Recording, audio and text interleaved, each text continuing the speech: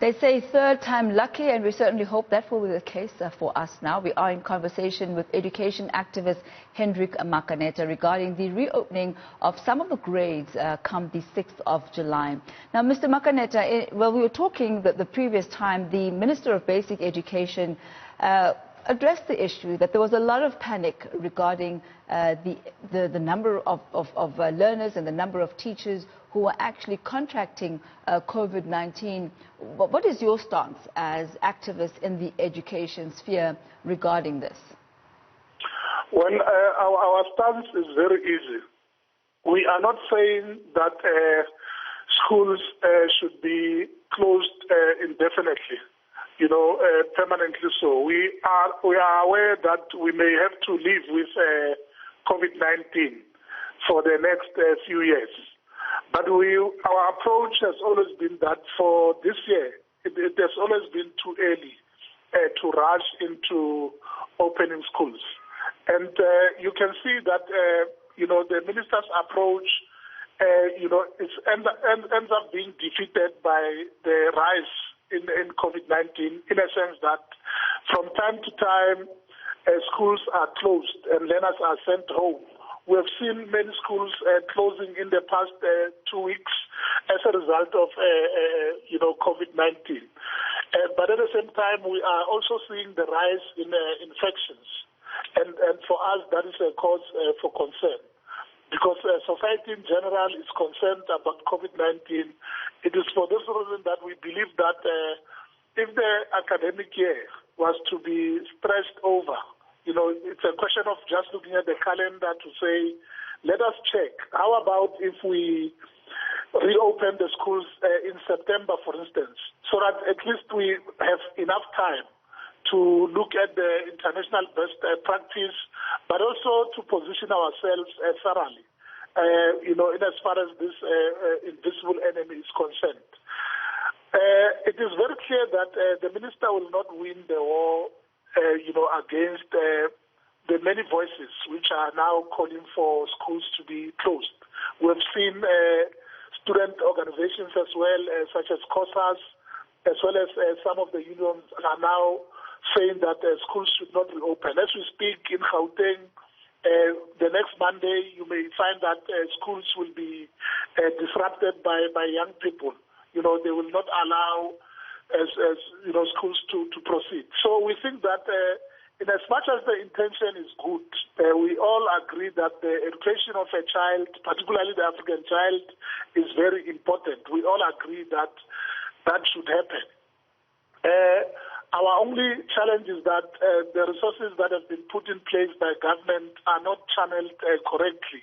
We already find issues of challenges in managing these COVID-19 funds and so on.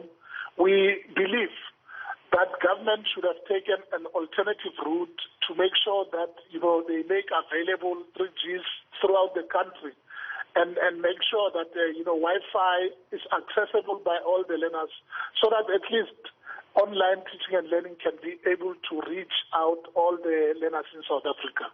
What is quite clear, and which is something that you yourself acknowledged and which has largely been said, that COVID-19 is going to be with us for a long time to come. So it really is an issue of how do we move ahead with our lives, how do we move ahead with the education of our children alongside COVID-19. So what is it that you're proposing right now? Are you proposing for schools to be shut? Are you proposing for the academic year to be extended over a longer period of time?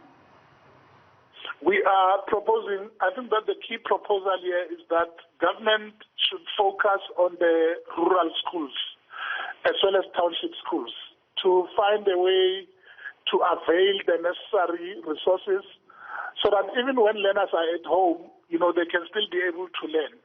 Because quite honestly, there's a disruption on a daily basis.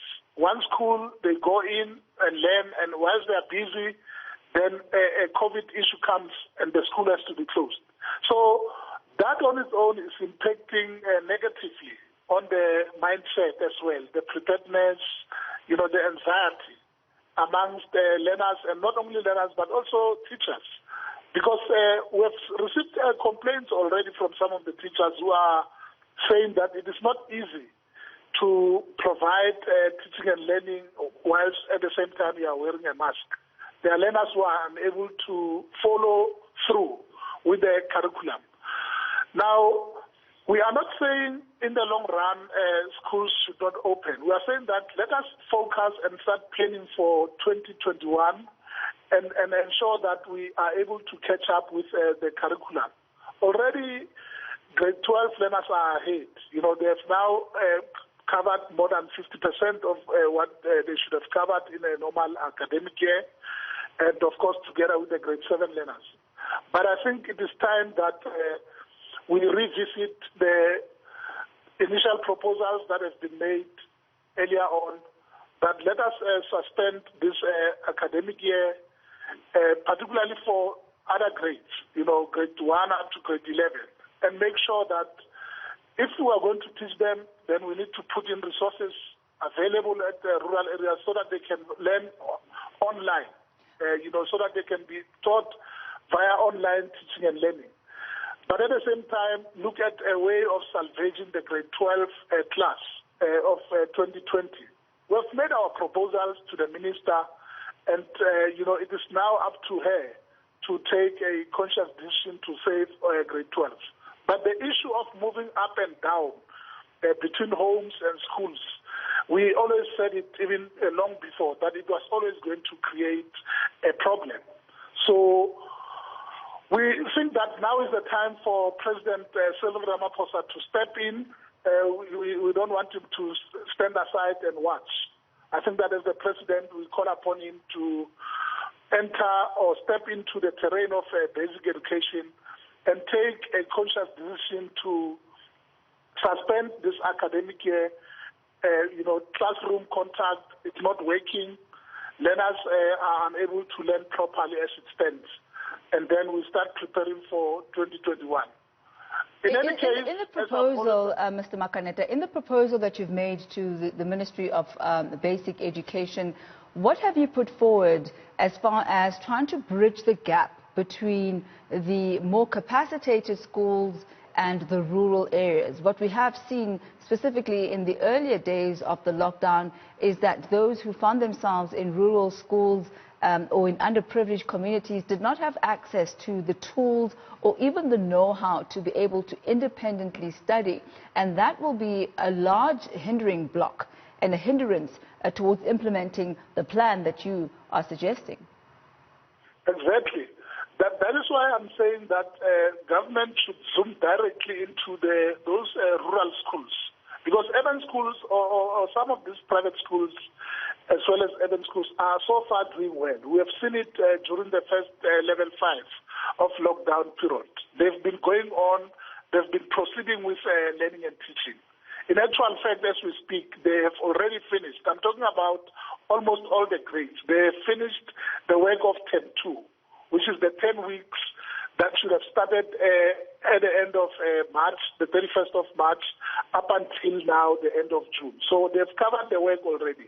But the concern, of course, has always been those rural schools, because those have not been doing anything. Even as we speak, some of the grades, they are just sitting at home. They are not doing anything. That is why we're saying government has got the capacity to collaborate with the private sector to ensure that they zoom directly into rural communities. I mean, if you look, quite honestly, Tammy, the majority of our learners have got access to cell phones. If you go into townships, you'll see that they have cell phones.